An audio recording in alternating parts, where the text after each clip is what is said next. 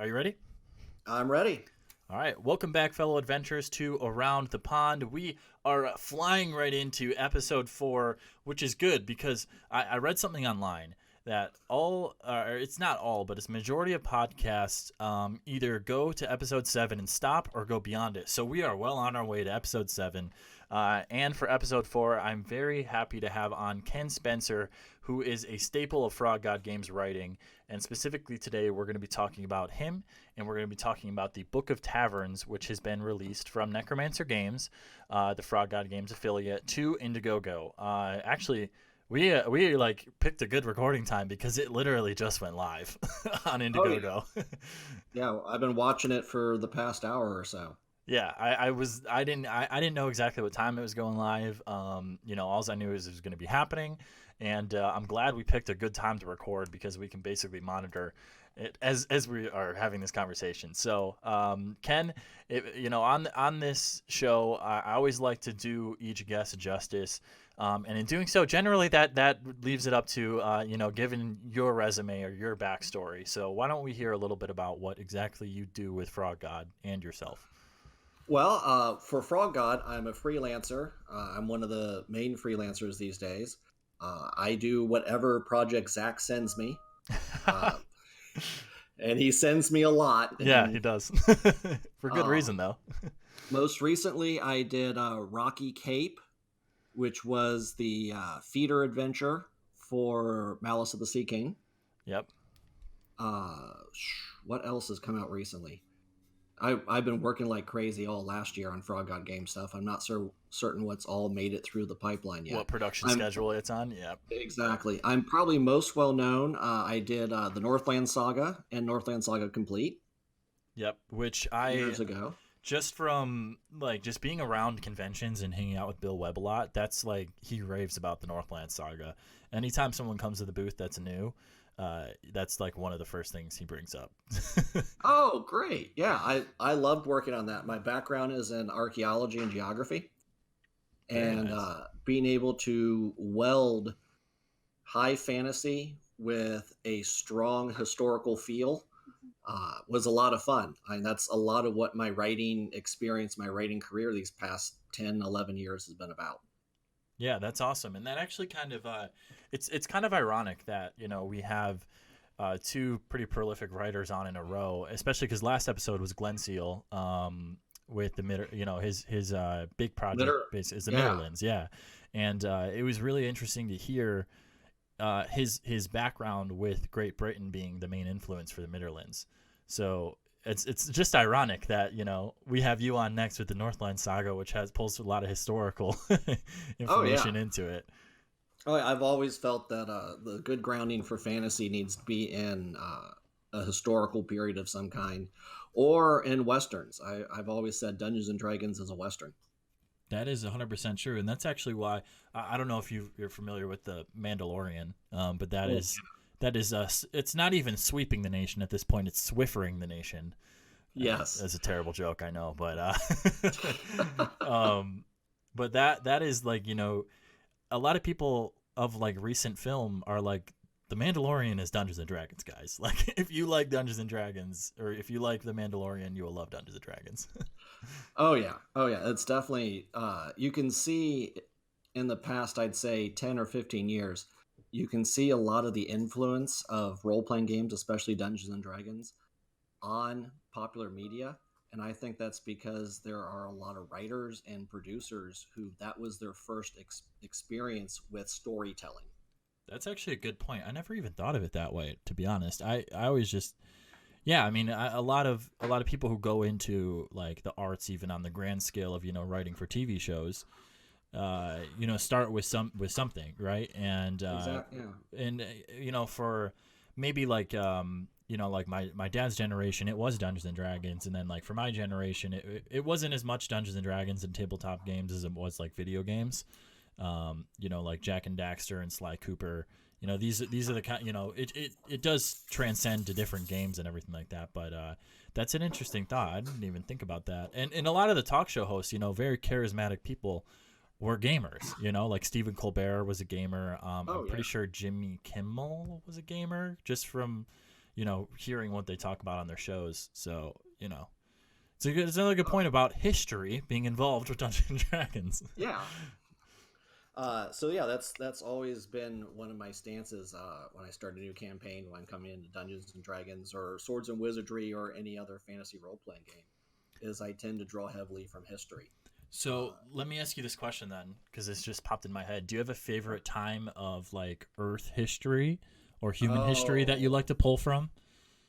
That is a hard one. In college, my archaeological studies were focused on the contact period, North America. Mm-hmm. So late 1500s through the 1600s into the early 1700s. So the time period where you have Native American and European cultures coming into contact for the first time, how they interact with each other, and how both cultures evolve and change as a response to that, or don't evolve and change in some cases. Right. That was the focus of my coursework. The focus of my actual field work was late modern. The first dig I participated in was a late 19th century mixed race neighborhood in Indianapolis, middle of the city. Great city, by the way. Great city in Indianapolis. Love it. That's my home city. Yeah, I'd love it. Oh my God. Anyway, sorry to derail. we actually cut open a parking lot to dig underneath it. Oh wow. Yeah, that must have been fun as hell. That was a good one. And then I went and did my field school off in Colorado in the Colorado Coalfield Wars, which was very early 20th century. And then most of my professional work after that was prehistoric North America, because that's where the work is here. That's by federal and state law, those sites are protected. So that's what we end up doing most of our work. Very cool. So when are you going to put out a supplement book for archaeology and RPGs? Because that is needed. Actually, that was one of my first professional pieces. There we go. I did it for Pyramid Magazine for the GURPS 4th edition. It was called Shovel Bums, and it was about a secret group of itinerant archaeologists who wandered the world, stopping the things man was not supposed to know about from erupting at archaeological digs. Wow. So it's like, I don't know if you're familiar with like, that gives me very much like Agents of S.H.I.E.L.D. kind of vibes as well. Of just, exactly. Is it that kind of thing, like protecting mankind from what they're not ready to know kind of thing? Or that sort of thing, but done less as a like governmental organization, right? And more of a secret society that spans the earth. That's awesome. I want you to rehash that. I want that to be brought back, and I want that in my game now. I'd have to talk to Steve Jackson Games about that. They own the rights to everything I did for Pyramid. That's fair. But that's always, archaeology has always been something that shows up sometimes in games. Like I keep referring to video games just because it's come to the top of my head. But like World of Warcraft introduced an archaeology system. It was a while ago, and it was just so intriguing when they brought it in, and it's because it's so different, and I feel like having it in a tabletops game would actually be pretty awesome. Well, some of the stuff that I'm working on right now, I'm not going to talk about exactly what it is. Sure, of course. But some of the stuff I'm working on right now for Frog God involves delving deeply into historical items and what would be an artifact to history, but in fantasy role-playing, artifact has a specific meaning of a super powerful magical item. Right. Bringing some of that into the game in a way that's going to be accessible to the players and encourage them to not just pick up a magic item and go, hey, this is kind of cool, I got a magic sword, that's nice, but chase down its history, where it came from, that sort of thing, because you'll get a benefit for knowing more about the item. See, that exactly kind of like rings in my head of like true adventuring as well, of what like sort of Dungeons and Dragons can be based around, is like the dungeon dives for the treasure, sort of like a Indiana Jones kind of vibe too. Well, actually my son and I were watching the 4th Indiana Jones movie last night. Very nice. While we're working on some scale models, and he kept asking me, "Is this really what it's like?" I'm like, "Totally. Yeah, did that all the time." You got your whip stored Yeah. away just for safekeeping. You got a hat hanging on the wall just in case you ever got to throw it on. Oh yeah, secret doors, traps, lost civilizations, temples in the middle of the jungle. That was just, that was a Wednesday. Right, and that's actually, that brings a funny story in my head that I just thought of.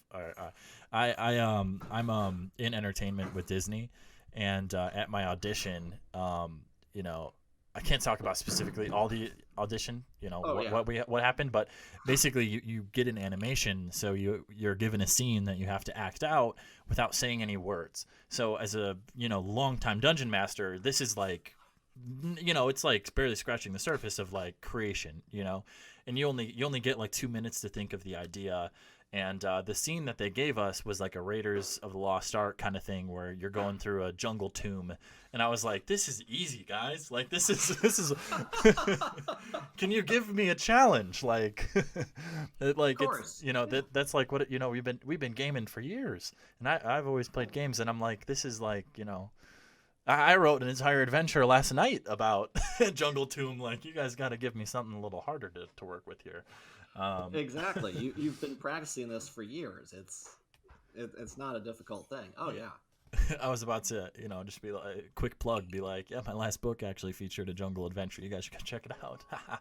The casting directors probably wouldn't like that, but Well, yeah. so specifically, what your latest work is, technically that is out with Frog God / Necromancer Games, is the Book of Taverns Volume 1. So why don't we get into Yes. talking about that a little bit?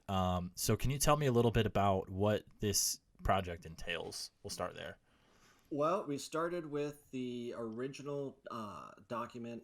It was created and released by Necromancer Games in 2002, written by Chris Jones. And we started with the text of that and brought it up to date, not just converting it over to 5e or converting it over to Swords and Wizardry, but going through it with a fine-tooth comb and changing things that need to be changed and adding things that need to be added. I don't like the phrase conversion, because that implies you can just look at a stat block and put the numbers in, it pops out differently. Right. What we do is adaptation, because different systems present material in different ways and have different baked in hardwired assumptions, and you have to massage the text so it fits those assumptions. Sure. It's more of like you said, adaptation and alteration to get to the end product being, something that is like still transformative in nature but staying true to like the original product. Exactly. And then in the end, we decide, this actually would work better as a system neutral product, which is the direction we went into at the end. And it does. It works so much better. You don't really need stats for every barkeep. Right. That was actually going to be my first question. Is it's tagged as 5e and Swords and Wizardry on the Indiegogo, but really this can be ran. I mean, it's a tavern, right? I mean, It's a how tavern, much do you yeah. really need the stats at the same? Thinking about it. Exactly. You don't need to worry about saying, for example, the original text, which was for 2002, so they make it 3.0. It had stats for every door and window. You don't need that. You really don't. You don't need that. So it had stats for every door and window. It gave stats for a lot of the NPCs, which you really don't need that sort of thing, because it's not going to matter unless you've got. I mean, there are different play styles out there, and I'm sure there's some people who are, they walk into the tavern and they're like, well, let's kill everybody and burn it down. But Yeah, most that's a of the fringe. Yeah. most of the time, what you're going to be dealing with are the role-playing aspects, the interaction aspects of the tavern. So that's what we ended up focusing on. Yeah, no, that's totally. I think that's totally a good place to focus in general, just for people that are interested in writing, that may be listening to the podcast. Sometimes don't really worry about the crunchy aspects of something. Sort of focus on the flavor, especially with something like this, where it is role play centric. 95% of the time you're in one of these taverns, I'm going to assume, I don't think it's a very hot take to say this, But majority of the things you're going to be doing is going to be role playing, setting out for adventures, planning adventures. Which all kind of like of the three pillars of D&D being combat, exploration, role play. You're going to be focusing on the third one, role play, the majority of the time in one of these taverns anyway. For most of them, yes. Yeah. Yeah. For the ones in Book of Taverns 1, the Trireme and Vane Roberts Gibbet, certainly, especially the Trireme. It's set up so that it is very reminiscent of a Greek symposium. So a place to drink and enjoy food and company, and also to have philosophical discussions. I'm actually reading it right now. So the trireme, I'm glad you said that because I was probably going to pronounce it wrong.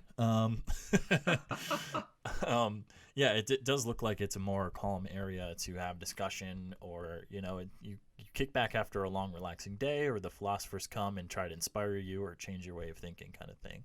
Exactly, and this gives an opportunity for your more intellectually inclined adventurers, Sure, to shine, to show off a little bit.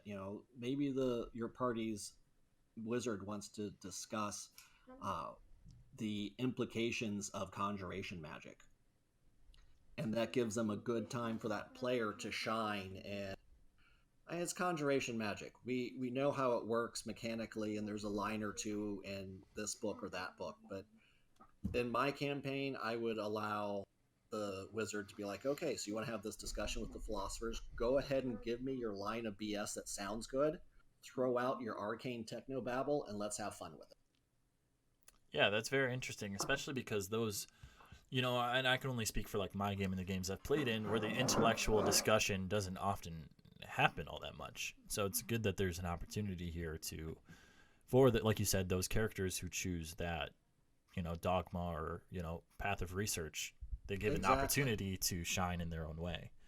Exactly. A wizard shouldn't be just a mobile artillery piece to cast fireball. They should have. Yep. They're an intellectual person. They're a thinker. They should have that as being a main part of their character. So it provides that, but there's a lot more that goes on with each of our taverns other than just a place to give some flavor for your character to stop for the night for your players. They have story hooks, adventure hooks. So this is what can spawn off from this into an adventure, into a plot line. They have backgrounds. They have interesting characters to interact with. Some of them have mysteries to unravel. So not a full-fleshed adventure there, but enough to get you started and going, okay, how are they going to find this out? And it does hit heavily on the interaction pillar, as opposed to, we've got a lot of great products here at Frog God, and a lot of our adventures hit all three pillars, but this is focusing on that one pillar until it runs into combat. You never know. Right, because that's generally where role play is going to lead you to exploration or combat, and generally it's going to put you into combat. So, it just depends a lot on your group, and that you never know. We've got a new player in my Monday night group, very new to gaming. Unfortunately, her first session with us was the week before the coronavirus got big enough that we started bunkering down. Mm-hmm. So she had to make the transition to I'm a new gamer to now I'm a new gamer on Discord. Right. It's a weird, confusing thing to happen right when you're starting gaming. Exactly. And she's adapted very well. And we're going through Grimsgate Adventure from Quest of Doom 2 by Matt Finch. Nice. Grimsgate's great. Oh my gosh. Yeah.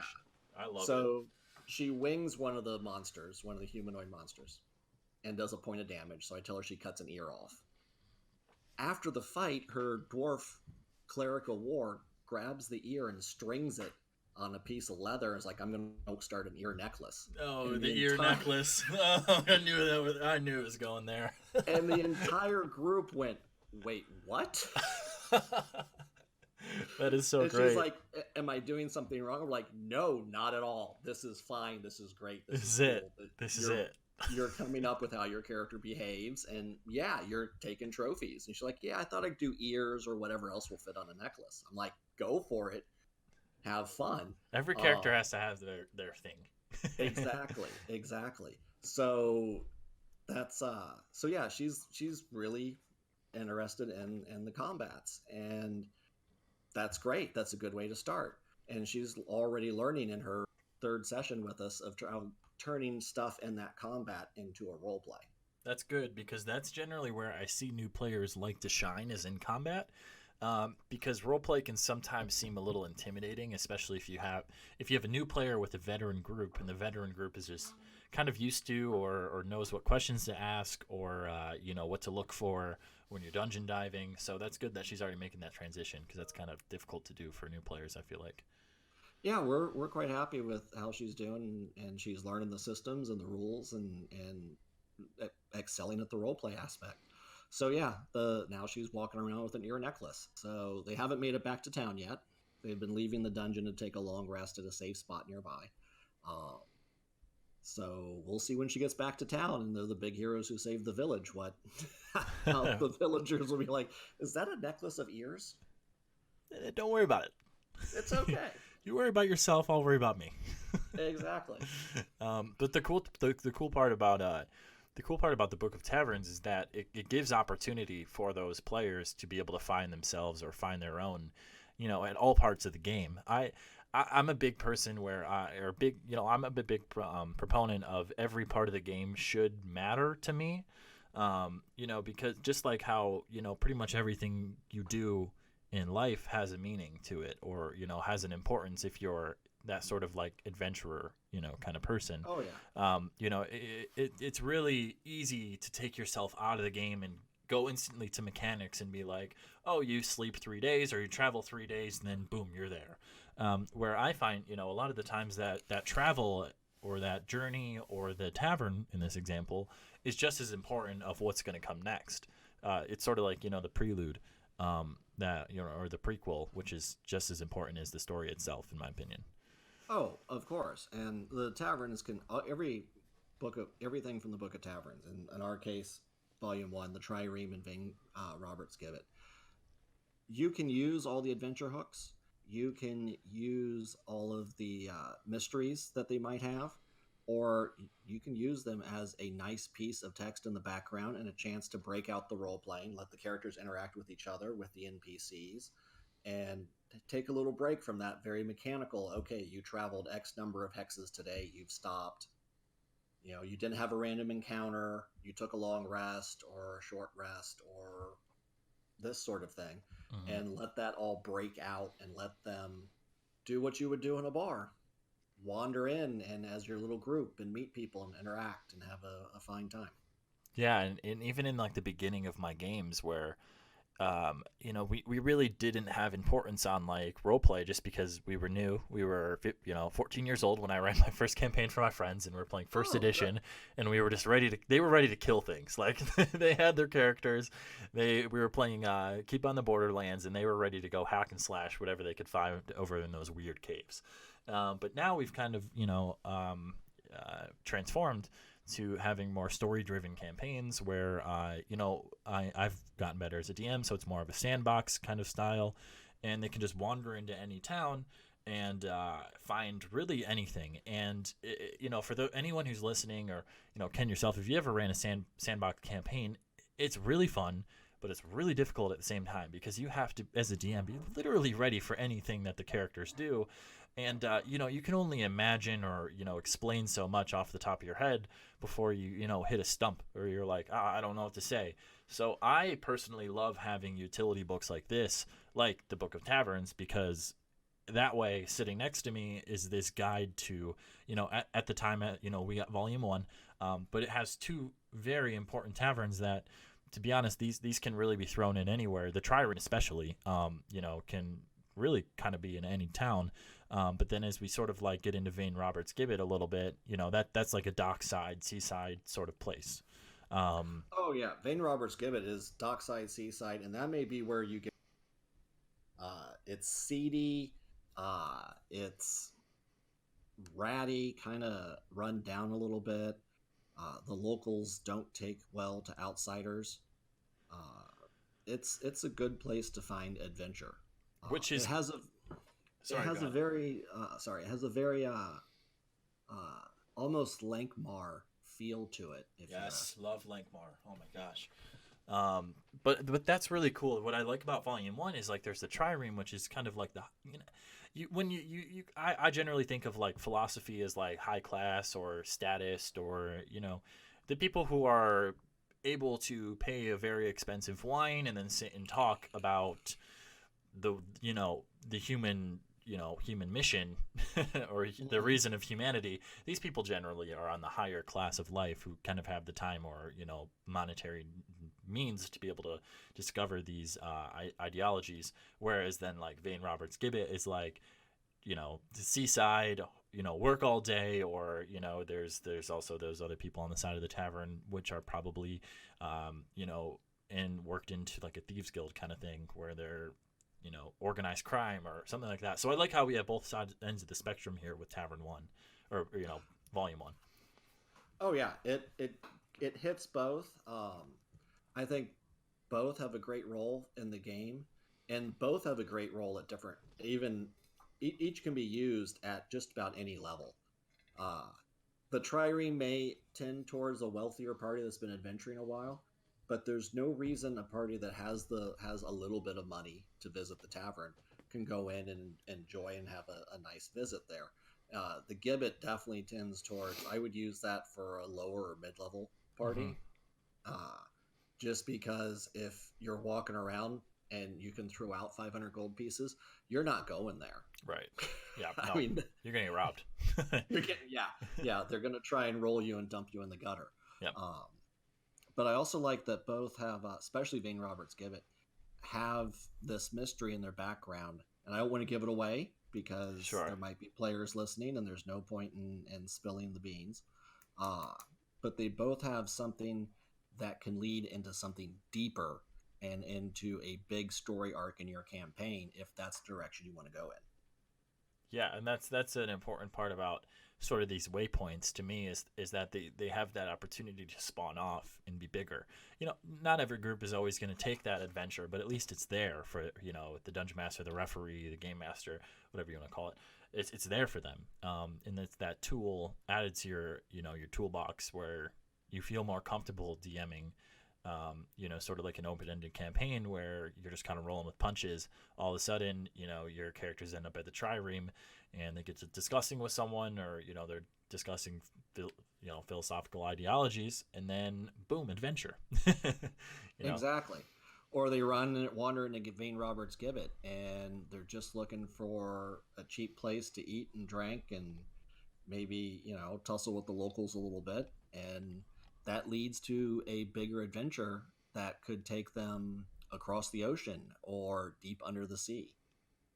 Or maybe just a little secret docks here down by the river or the swamp, that sort of thing.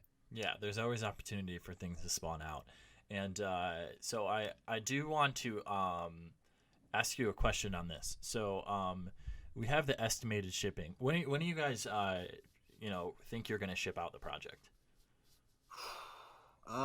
That's more of a Zach question. Sure. I'm more on the getting the project together end, and he's more on the getting the project to you end. Uh, but a lot of things are in flux right now. Um, Sure. Sure. Yeah, and if you're so they're saying listening, we're hoping August 2020. okay, that's what it looks like That's what here. we're saying, Yeah. and I think that's far enough out. That should be something we can hit. Yeah, the only reason I ask is that on the Indiegogo, it looks like there was just maybe like a little fumble. The PDF says estimated shipping is August 2020, but then the soft And the cover soft says cover June. just saw Yeah. that June. Yeah. Yeah, So we'll have to fix that. yeah, that's no problem. I just wanted to let everyone know that we're looking at August then. Is it, a safer time to say for that. Yeah, at the yeah. I do know that as far as production goes, the PDF is pretty close to being done. That's We've good. got one or two pieces that need to kind of lock into place, and we're working on that. Well, that's good. That's and like you said, this is a manuscript that was original Necromancer games anyway, so you guys had to tweak it and fine tune it. So it's not like you have nothing on a page right now and you went to crowdfunding, and obviously we all know Frog God and Necromancer have always been very, very good about delivery on time. So Oh yeah. or just delivery in general. We all know that, sometimes life hits different, hits, and especially right now with coronavirus happening, there's just, there's always those kind of situations that can kind of push a project to be like a month late. But, I've never heard of a time where Frog God has never delivered on a product. I don't think it's ever happened. No, they always surely do. never. Yeah. So, And yeah, you know, these things happen. The company I own, Why Not Games, we've delivered the main part of our last Kickstarter, and we're working on the stretch goals. One of them is still kind of up in the air because it's an adventure by Ed Greenwood, and he had some health issues this fall. yeah. So, and we told him, don't worry about it because it's Ed Greenwood. He'll get it done. Yeah. Yeah. And that life just happens. It happens outside of the gaming industry. It happens inside of the gaming industry. But I found a majority of gamers to be very forgiving and understanding when these sort of problems do arise. So, at the end of the day, we're all gamers. We all love to have a good time in this world of escapism. So everyone be nice to each other is what I'm trying to say. That's one of the things that I love about this industry. I've been freelancing for, I think, 11 years. Freelancing, or I was a staff writer at Cubicle 7 for a short amount of time. That's awesome. And just about everybody I've interacted with in this industry are good people. They're nice, they're friendly. The fans are, in general, great. You get one every now and then who you just don't quite understand where they're coming from, but, Yeah, whatever. no, totally. And like I said, it's a minority of the people who are like that, and it's like that everywhere you go. Well, the one just that stands out to me is I was working for Cubicle 7, and I was working at their booth, and we had just put out Rocket Age, and this guy comes up to me and stands very close, and in a very accusatory tone says, "I've been looking through this Rocket Age book, and I really like it. But you're a British company, and this is written in American English without an armor's misspelled, and honors misspelled, and colors misspelled." And I said, well, that's because I wrote it. I'm an American author. This is more American-focused product and setting. And he goes, I don't believe that for 1 minute. What's the real reason? So I leaned in and I whispered, well, it's printing costs. You have no idea how much money we save per book if we don't have to print those extra U's. And he says, I thought it would be something like that. Good job, though, and walks off. Oh my God, that is one of the best stories I've heard in my entire life. And yeah, that's pretty much the worst fan interaction I've ever had. Oh my God. Yeah, he didn't believe me. I had to, sure, okay, here you go. Wow. I don't think I've even had anything like that ever. I mean, I obviously don't have near the experience that you do, but wow, that is just interesting as all heck. Dang, I'm trying to think of mine now. I don't think I have one. So you win. Here's a trophy. Well, you're going to be working at Disney, so I'm sure you're going to get some very interesting ones. Oh, if you want Disney stories, I have those all day long. That's a separate podcast completely of Ben's adventures in Disney. And we need to black out your name and face on. Oh God, yeah. Disguise your voice. Technically, right now I'm not with the company, but I will be back in August, as back in entertainment. So exactly. So technically, I could, but and even the bad stories are they're very fringe. It's only happened a couple times where I had someone who was genuinely upset with something, and just from working, I basically, my little backstory is I played, I was very, very competitive in sports and played on one of the best travel baseball teams in Michigan for years. And then when I was about to go from high school to college, I ended up quitting baseball because it just wasn't something that I was as passionate about anymore. And this is kind of when I dive fully into gaming. And when I, started working with my dad with Paysetter Games, and just found a new home here. And so basically since the age of 15, I've been working in customer service with Paysetter, and then doing, my family businesses and working in restaurants. So I'm very comfortable in customer service, and I've learned to try to understand why someone's mad before, offering solution, and try to calm them down first. So I never really had like the screaming matches that people talk about within customer service, because a lot Mhm. of those times, and I'm not trying to generalize or make assumptions, but most of those times it's because the customer and the customer service representative are both having a bad day, and then they just clash and make an awful situation for both people. I've never really had that situation where, like, even if I'm having a bad day, I'm like, it's not worth the trouble. So I just try to dissolve the situation as fast as possible. But I definitely have the situations with Disney where I was just like, wow, you are just a awful person. Like, how And that's how can you be that mad? that's one of the things that I enjoy about this industry and about gaming in general is most of the time, I would say 90% of the time, even 95% of the time, you're going to have a good interaction with either fans or with your colleagues or even people who are running a company that's supposed to be your competitor. Yeah, I've seen totally. many times at conventions people helping each other out. People both selling adventures for 5e, and you're obviously directly a competitor, but they're, oh yeah, I'll watch your booth, or hey, I'm going out to the trucks to get some food. Do you guys want anything? Yep. Minor things like that too.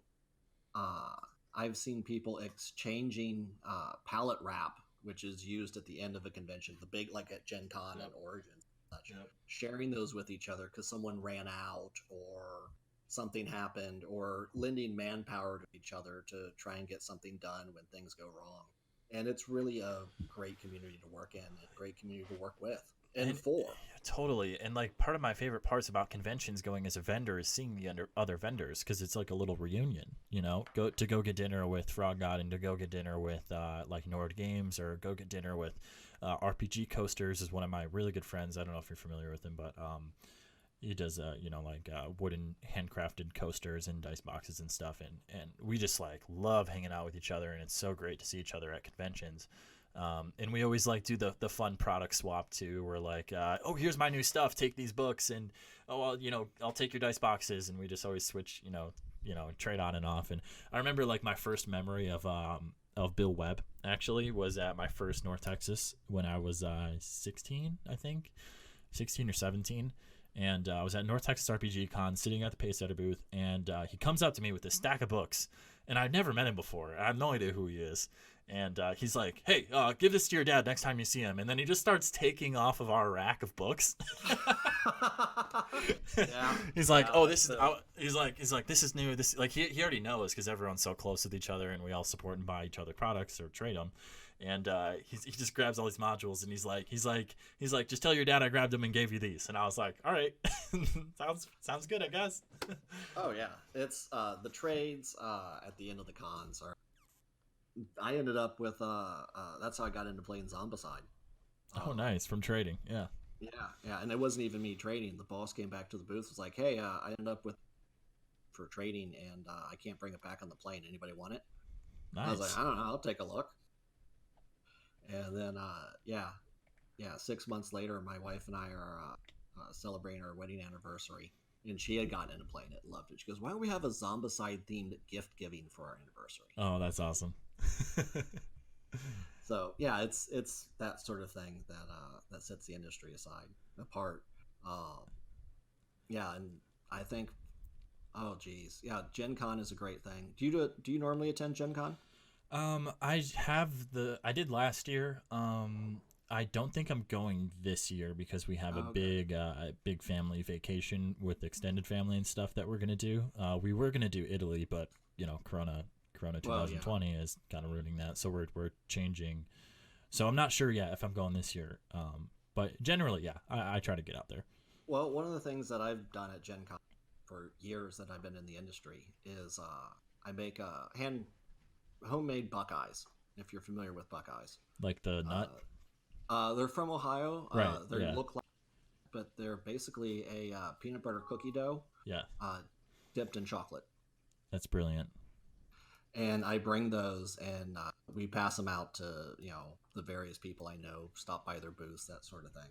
That's so So awesome. if you see me coming around a Gen Con stop, and if I've got some Buckeyes on them, I'll share them with you and anyone from Pacesetter. Oh yeah, I'll have the lot. So, I'll take the lot, as Harry Potter oh, said. you will have to fight. You will have to fight Kenneth Hite. Well, He I'll just walked into the Why Not Games booth, walked by, and went, "You still have some Buckeyes?" I'm like, "Yeah, they're in the cooler," and he's just grabbed them out of the cooler and walked off. I love it. I love how close gamers are. Like, we're all so Oh, comfortable with each other. Even after like one meeting, I feel like with most gamers, I'm just like, hey, you're my best friend now. Congrats. oh, yeah, yeah, yeah. Actually, when I drop some off at Pelgrain, I have to get a separate bag or eats everybody else's. Oh my god, Yeah, that's amazing. yeah. I think I may start charging them. Hey, you could profit off that. Well, I mean, we can't sell food at the booth, but All it's right. Indy. It's like I'll meet you at the parking structure there on Illinois Street. Fourth floor by the elevator. Yeah. I'll be the guy in the trench coat. You just say Buckeye. Just say code word Buckeye or a Buckeye. code Yeah. word worst college football team. And I have There family. you go. I have family in Columbus, so we beef all the time on Michigan versus Ohio State. So Oh. the Buckeye hits home to me in a different way, other than Okay. a nice peanut buttery treat. We'll see. This is your time to vicariously consume. True, that is true. I'll get my vengeance some way because we can't win a damn football game to save our lives. So I I forget gotta about figure it the out. Michigan Ohio thing. And But I'm more of like a Michigan State person, anyway. But like, God, I just don't like Ohio State. So anytime they lose, I'm like, yes. And I don't like rooting for people to lose. Like it's not something that I'm interested in, like businesses or people in general. Like even if I don't like you or like your business, I'm like, yeah, you do your thing, I'll do mine. But no, with Ohio State, oh God, I want them to lose. I want them to lose every game. I still want the players to get drafted and go have good careers, and the coaches to get paid so they can feed their families. But I want them to lose every football game ever. okay. Little rant, I know, random, but Actually, no. That's fodder for me, and currently on hold because of the lockdown. But we've been playtesting the next thing for Rocket Age for Why Not Games. Nice. And I actually get to play. Someone else is running the playtest, so I get to be a player. And I'm playing a planet trotting space archaeologist named Ohio Smith. And, yeah. So a and planet trotting archaeologist is just you in 10 years, is what you're saying. It's just me in 10 years. Okay, yeah, you're just playing your future self. Yeah, but his background is he did his graduate work at Ohio State University. Oh, very cool. So I've been researching all this stuff that would fit for someone of his age in 1939 be going on.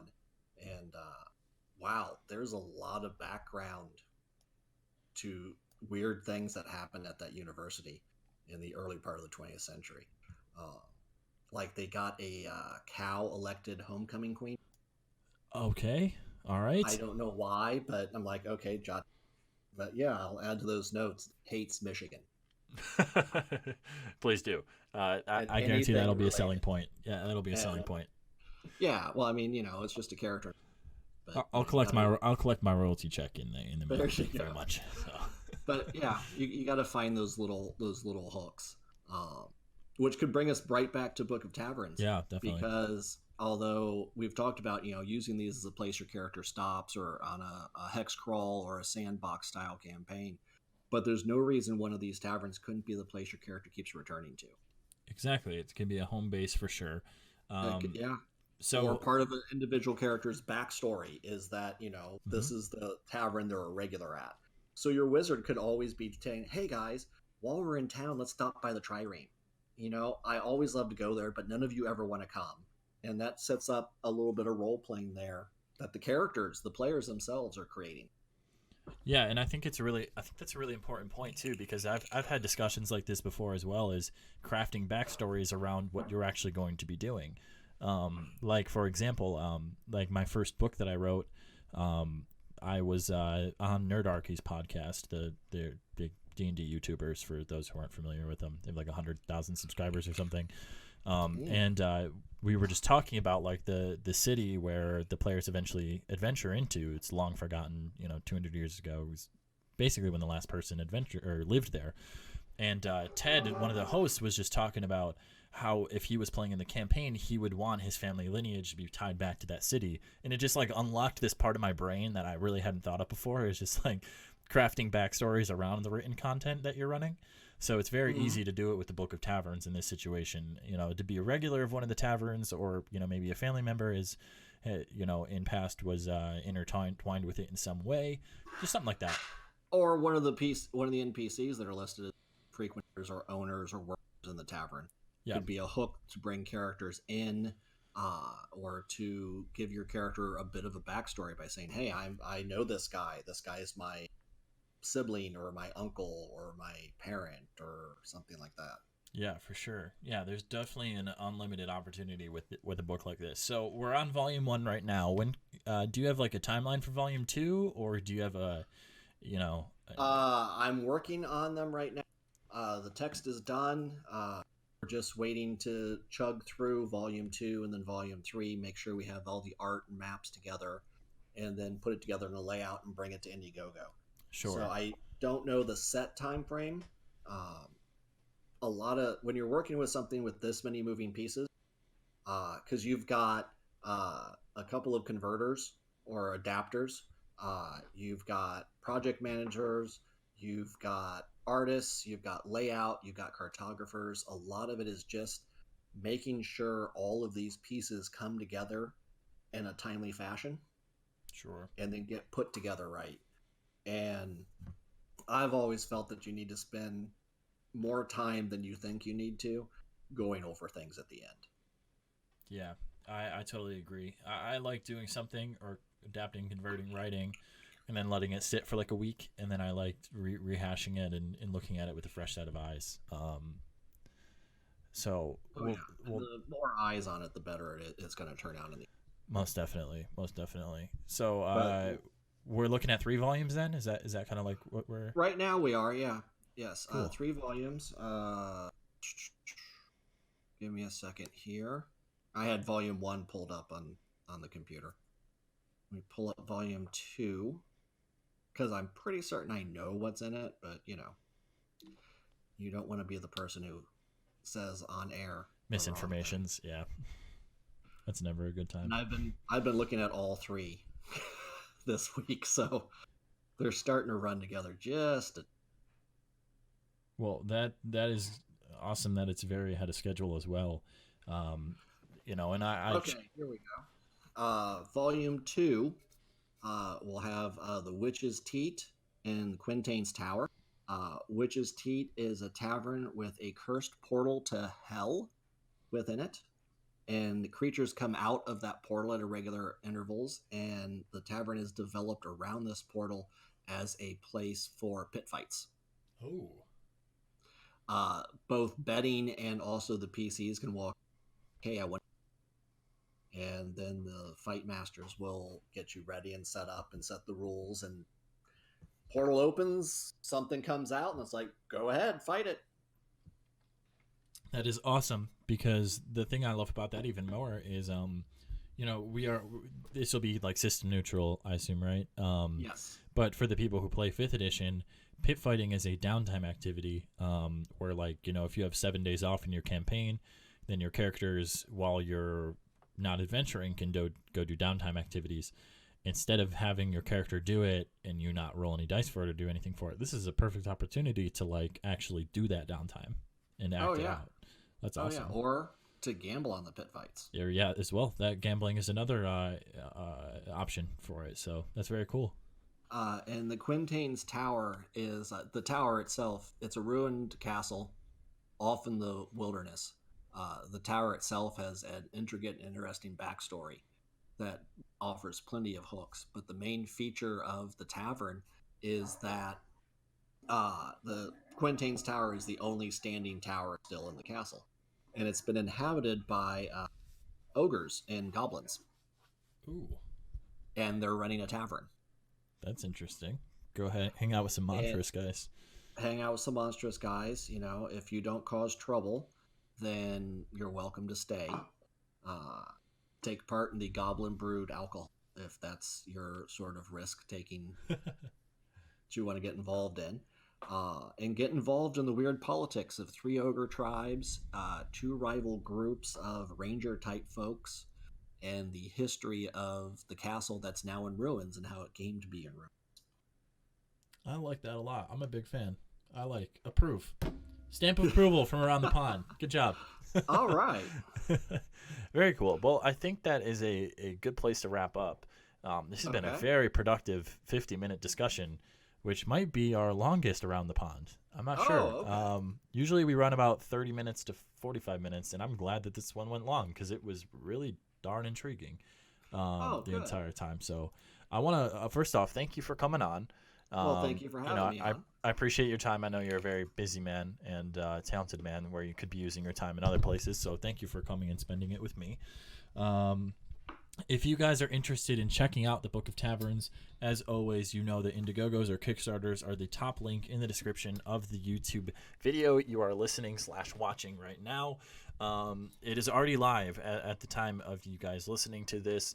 And I'm going to freshly assume that we're going to be funded by then, because this video is going to be going up on Monday when we're recording Wednesday. So we got just 5 days. An hour and a half in. Yeah. And it's at 36%. So, yeah, we should be funded by Yeah. So, and you guys know the track record of Frog out at Necromancer is good. So, I hate to say no risk, but little risk here with this product if you guys are interested in checking it out. Just a small amount, yeah. Just a small amount, yeah. It's safer than Goblin Brewed alcohol. For sure. Definitely. Well, you should have that as the tagline of Volume 2. So that'd be perfect. All right. Well, if you guys like the video anytime, please leave a like and comment down below what you are most excited for about the Book of Taverns Volume 1. To be honest, I'm a seaside person. I like sea adventure campaigns. So as much as I like philosophical debate, and I will enjoy the trireme, I'm very much looking forward to Vane Roberts' Gibbet and throwing that into my campaign. So subscribe for more videos. You guys know that we upload a couple videos a week, so there's no shortage of content here. So thank you again, Ken. I really do appreciate you coming on, man. Well, thank you for having me on, Ben. All right. You guys have a wonderful day and keep going on adventures worth winning.